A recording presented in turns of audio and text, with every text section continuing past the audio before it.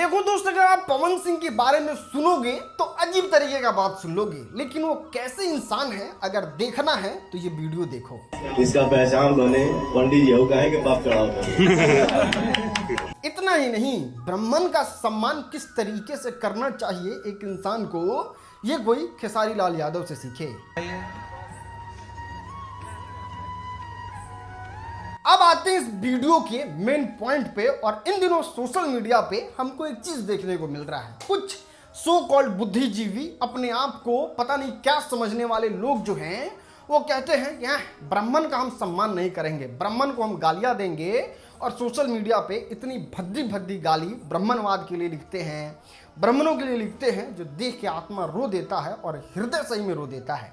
खैर, हम आपको बताना चाहते हैं कि वो वैसे ही लोग होते हैं जो लोग कल को जानते हैं क्या करेंगे, अपने गुरु को पीट देंगे।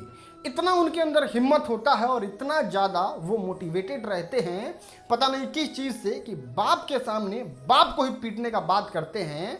और उसका वीडियो सिंपल हम आपको दिखाना चाहते हैं। 2-3 झापा मारे, हम झूठ नहीं बोलेंगे, समझे कि नहीं। बाबा को मारे वैसा किया, बाप करेगा वैसा मारा, वो कि नहीं। गलती करेगा तो हो ही जाएगा। जानते हैं दोस्तों, ये कैसे लोग हैं, इनको गलत तरीके से इन्फ्लुएंस कर दिया गया है कि ब्राह्मण आपको बहुत सताए हैं, ब्राह्मण आपके साथ ये किए हैं वो किए हैं। लेकिन सच जानते हैं दोस्तों, ये सब अंग्रेजों का एक चाल था, जो जाति के रूप में बांटा, लोगों को फूट डाला, राज किया। एक्चुअली अगर आपको देखना है तो आप देख के बताइए, क्या मौर्य काल में जातिवाद था? क्या मौर्य काल में सती प्रथा जैसी कुप्रथा थी?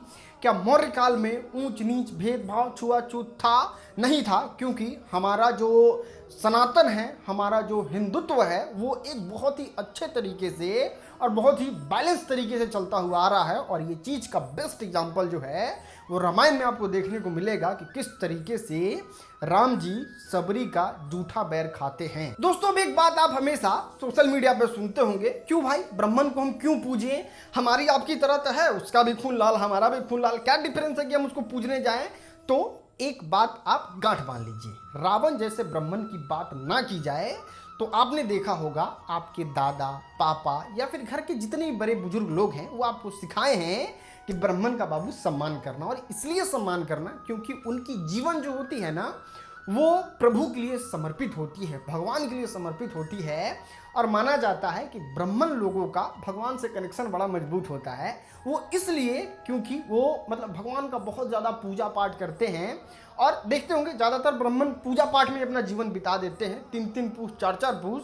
और इसलिए हम कहते हैं कि जब आप भगवान के इतने बड़े उपासक हैं, इतने बड़े सेवक हैं, तो आप हमारे लिए एक गुरु हैं, हमारे लिए पूजनीय हैं। और इसलिए हम लोग उनके छोटे से बच्चे को भी पूजते हैं। दोस्तों, उसके बाद आता है साइंटिफिक रीजन, मतलब कुछ लोग देवी देवताओं को नहीं मानते हैं, साइंस को मानते हैं। तो सबसे पहले तो इस बात को जान लीजिए कि साइंस का एक भी कतरा अगर बना है ना, तो वो इस सृष्टि से बना है। और सृष्टि कैसी बनी है वो किसी साइंटिस्ट के पास भी जवाब नहीं है, तो इस पे तो डिबेट ही नहीं करते हैं। लेकिन कुछ लोग हैं जो साइंस को मानते हैं, देवी देवताओं को नहीं मानते हैं। तो साइंस को और एजुकेशन को मानिए और यहाँ पे समझने की कोशिश कीजिए। आप कितने भी बड़े धुरंधर हों, आपको इस बात को तो समझाया गया है ना कि आप हमेशा गुरु का सम्मान कीजिए, गुरु का रिस्पेक्ट कीजिए, अंग्रेजी में समझिए। और हमारे हिंदुस्तान में गुरुओं का इतिहास रहा है कि ज़्यादातर ब्राह्मण जो हैं वो गुरु के तौर पे लोगों को शिक्षा दिए हैं। और कोई भी इंसान आज के समय में भी किसी जाति का हो, वो हमेशा पूजनीय होता है। कब? जब वो गुरु होता है तब। इसलिए भी हम लोग ब्राह्मण का बहुत सम्मान करते हैं। और एक स्टोरी तो सारे स्टूडेंट की होती होगी, हमारी भी है। हमारे जितने भी सर हैं, हम उनकी जाति नहीं पूछते हैं, हम उनको गुरु मानते हैं और खूब रिस्पेक्ट देते हैं। उस तरीके से आप भी रिस्पेक्ट दीजिए गुरु का।